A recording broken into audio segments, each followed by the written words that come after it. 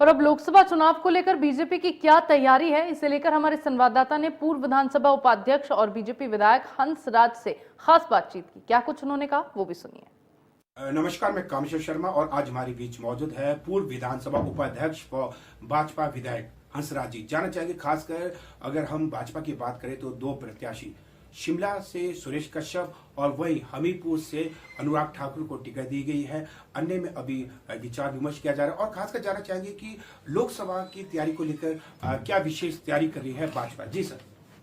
नमस्कार जी। भारतीय जनता पार्टी जो है वो 365 दिन काम करने वाली पार्टी है। हम 24/7 काम करते हैं। भारतीय जनता पार्टी का संगठन बहुत मजबूत संगठन है और दुनिया की सबसे बड़ी पार्टी है। आज जिस तरह से 2 टिकटें हुई हैं वैसे ही 4 भी हो जाएंगी, लेकिन 400 पार किस तरह से हम लोग जाएं और मतलब क्या रणनीति रहे, और माननीय प्रधानमंत्री जी का जो आह्वान है कि हम लोगों को इस बार 400 का आंकड़ा छूना ही है, तो उस तरफ हम लोग लगे हैं। और जिस तरह से माननीय अनुराग जी को टिकट मिली है, केंद्रीय मंत्री हैं, उन्होंने बहुत उत्कृष्ट कार्य किए हैं हिमाचल के संदर्भ में। भाई सुरेश कश्यप जी स्वयं जो है वो हमारे अध्यक्ष भी रहे हिमाचल में और एक सांसद के नाते भी बहुत अच्छे सांसद साबित हुए हैं।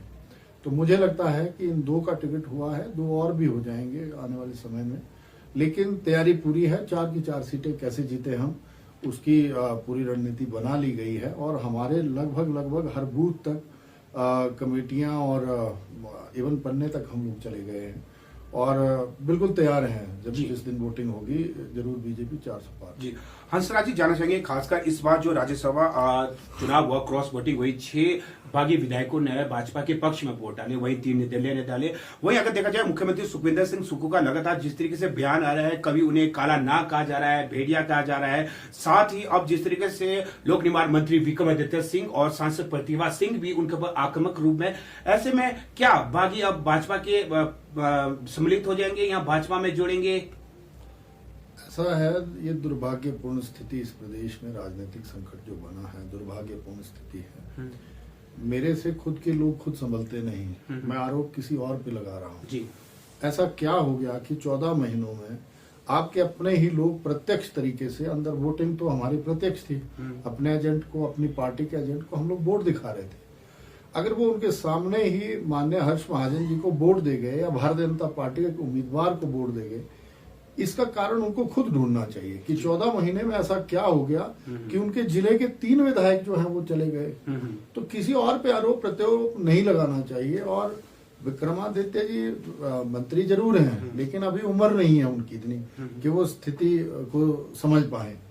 और उनके माताजी सांसद जरूर हैं, अध्यक्ष भी हैं, पर उनकी कितनी चलती है वो तो जग जाहिर ही है। मतलब उनके हालात भी वैसे हैं कि अपने घर में कोई पूछ नहीं रहा है तो दूसरे घरों की हम निंदा क्या करें।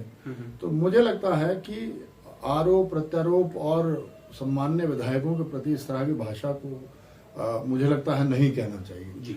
और मैं समझता हूं कि आज की डेट में दुनिया बहुत समझदार है। अब कोई किसी को, अब मेरे को कोई बोले कि आप ये करो वो करो, कोई नहीं करेगा, लेकिन अपना परिवार जब व्यक्ति छोड़ के जाता है तो कोई ना कोई कारण तो रहता ही है, तो वो आने वाला समय जो है वो बताएगा इनको।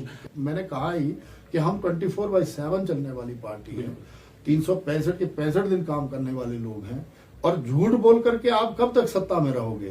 पिछले 10 सालों में माननीय प्रधानमंत्री जी ने इस देश का सर्वांगीण और सर्वत्र विकास किया है। सबका साथ सबका विकास और सबके प्रयास से जो सही तरीका लग सकता है हर प्रांत के साथ, वो हिमाचल के साथ भी लगा है, जिसका नतीजा ये है कि अगर इंडस्ट्री डेवलप हुई थी तो वाजपेयी साहब के टाइम में आई थी, और अभी जो युवाओं को रोजगार देने की बात है या पर्यटन में जाने की बात है या कृषि और बागवानी में काम करने की बात है, और ऐसी ऐसी योजनाएं हम लोगों ने चलाई है कि आम जन को लाभ मिल रहा है जी। ये थे हमारे बीच मौजूद पूर्व विधानसभा उपाध्यक्ष व विधायक हंसराज जी। इनका कहना है कि लोकसभा चुनावों की तैयारी भाजपा ने जोरों शोरों से कर दी है। जिस तरीके से 2014 और 2019 में प्रचंड जीत दर्ज की थी, वैसी ही इस बार 400 से आंकड़ा पार होगा। जी सर, इंडिया न्यूज से बातचीत करने के लिए आपका धन्यवाद। जी।